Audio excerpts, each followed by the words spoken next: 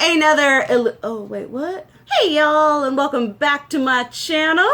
Alright, so if you remember a couple videos back, we started with the negative flip side of this, and that was discussing products in my collection that I've bought, obviously, and had not really gotten my money's worth, money's use out of. I mean, you guys know how you buy something and then you have it and you're like, well, I need to use that, but you've used it like, 3 or 4 times and that does not merit the $40 or $50 price tag you spent on it. Well, today we are going to talk about things that I have bought that I have gotten my money's worth out of, either by using so much or just using on a constant regular basis to the point that I really know that I'm getting the use out of it, that getting in return usage from what I put into it monetarily. If you have not seen the ones that I did not get my money out of, I will leave that video linked down below for you all, but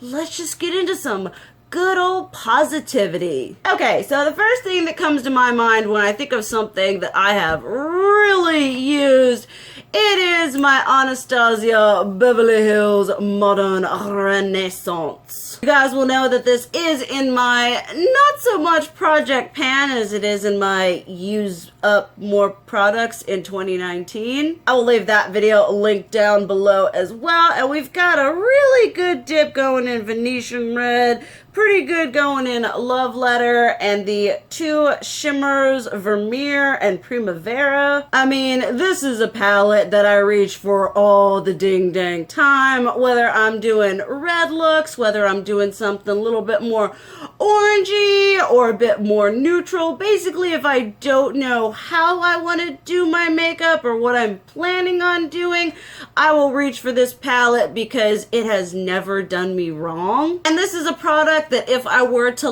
lose it tomorrow, or I were to drop it and all the shades would shatter, I would be like, that's painful. That hurts my soul. But I wouldn't feel too bad about buying a new one because I would know that I've already gotten a crap ton of use out of this. The cute, nice velvet packaging is no longer cute and clean. It's seen some things, and I will continue to love her through 2019. So y'all gotta stick around to see how used and abused this gets. Another Anastasia product that has seen a lot of usage is the Moonchild Glow Kit, which was their 3rd? I can't remember which installment it was, but when this one came out, everyone just about lost their minds. I mean, when the Glow Kits came out, everyone lost their minds. And I was very much one of those people. Now, I must admit, I have been reaching for this kit a lot less than I did when I first got it, mostly because I mean, maybe one of y'all can tell me and know, but I think I have a warm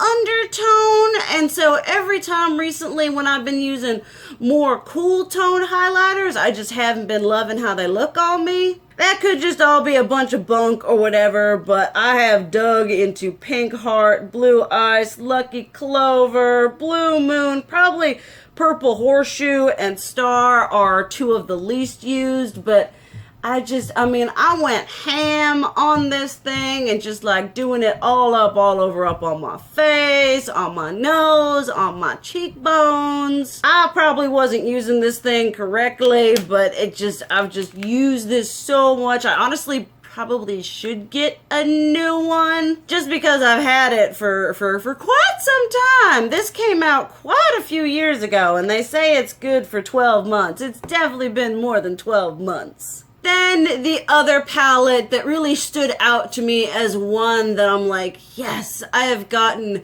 so much out of this. This is the Jeffree Blood Sugar. She be looking like this. She does look a lot less abused than the Modern Renaissance, but in defense, I've had the Modern Renaissance longer. but I have dipped into this palette so many times and for so many different colors. It is just kind of like the modern Renaissance. It's like, I don't know what I want to do today, or I specifically want to do a red or a pink or a purple or these rich browns, and I pull for this thing. It is a palette that gives me good feels, good vibes, good quality. I love this thing. Now, I would feel a bit salty if I were to drop this one and all the shades would shattered because this thing keeps getting sold out, and it would be so much more difficult and painful to repurchase this one than the modern Renaissance. But I would still feel pretty justified knowing that I have given this palette a good run for its money. And usually if I'm doing a nice red tone look, except for today it was Huda Beauty, but I'm usually using the Huda Beauty, the Lime Crime XL Modern Renaissance, or this palette. I really wanted to touch on a product that's like, it's so old I probably should throw it away. This was in my project pan. This is the Too Faced Primed and Poreless Pressed Powder.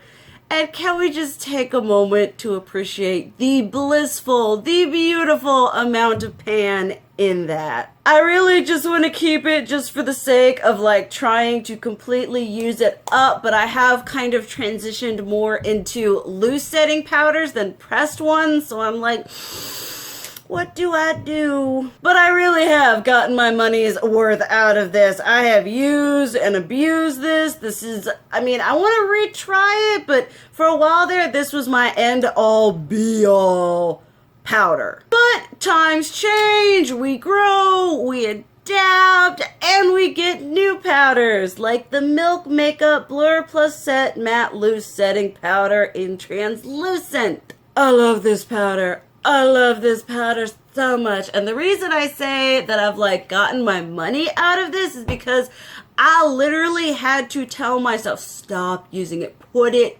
down. Because I had another powder that I'm trying to like pan and trying to use up, but I kept like using this thing and reaching for this thing, and I was like, stop it, you need to show the love to some other things. I've shown so much love to this powder. It just looks absolutely amazing. I would highly recommend this. Now let's talk blush. One of my all-time favorite, not just Too Faced blushes, but one of my all-time favorite blushes is the Too Faced Sweethearts Perfect Flush Blush in Sparkling Bellini. You guys see this? Y'all know this glowy, peachy, orangey whateverness is my jam. And what's amazing is this blush hardly looks touched. Like, I have used this so much. Anytime I want this shade of blush,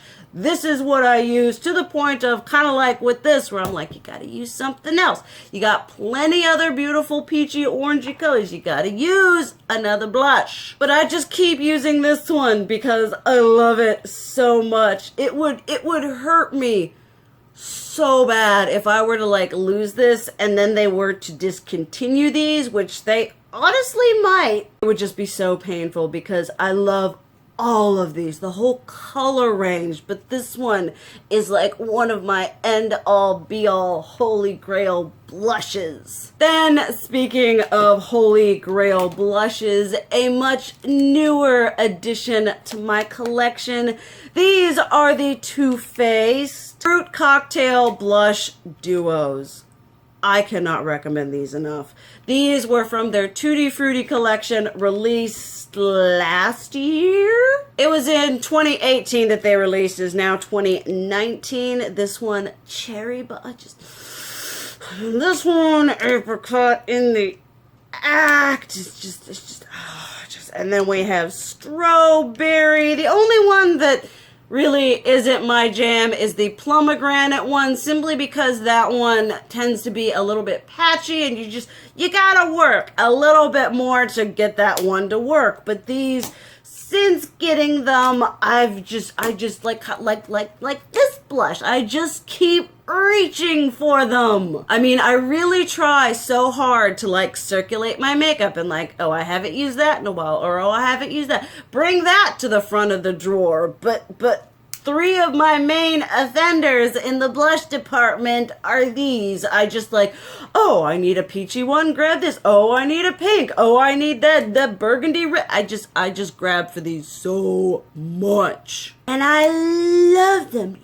Love them so stinking much. I have just dug hard into these. They're one of my favorite illuminating blush formulas. Another illuminating blush formula that I love is the Laura Geller Baked Blush and Brighten, but specifically in the shade Peach Delight. Now, I will probably own this blush for a good 10 years and it will look untouched. Because with these, you only need you just take your brush and you just kiss it ever so gently and you got enough blush for like 4 people. These are super pigmented, so you could go ham. Don't go ham. But you could, and it wouldn't look abused. It would just be like, I look brand new. These look so good on the skin. They're just this beautiful, dewy, glowy, effervescent beautifulness. Again, one of my end-all be-all favorite formulas. I also love this color specifically because it looks like pink and peachy, but it's a pink and peach that goes with like anything. I think this formula is so good if you are looking for a blush that just airbrushes across your skin, does not emphasize texture or anything like that. This is your jam. Well, guys, there was that video. A nice, good, and positivity for a change. The one sad and depressing thing about YouTube is negativity sells. It gets you the views. But we have to have the positivity as well. Obviously, let me know what you think about the products I talked about, and let me know a product of yours that you've gotten your money out of, because I say every time, I'm like, I love hearing what you guys have to say. I really do. The whole camaraderie back and forth, the like, you know, you commenting, me answering, is like one of my favorite things. So definitely let me know what you think about my products, your products, all that jazz.